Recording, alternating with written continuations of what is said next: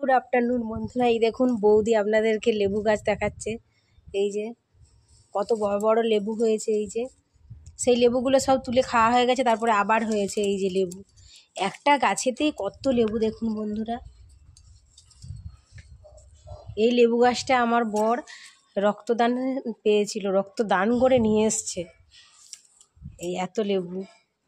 এই যে তারপরে গাঁদা ফুলগুলো এই যে বৌদি দেখাচ্ছে, দেখো বন্ধুরা শুধু গাঁদা ফুলগুলো। সামনে থেকে একটু দেখাই তোমাদেরকে, দেখেছো কত বড় বড় হয়েছে। আর অন্য বছর আরও বড় বড় হয়, এবছর সেরকম ঠান্ডা নেই, তারপর বৃষ্টির ডানার জন্য সব চারা গাছ নষ্ট হয়ে গেছে।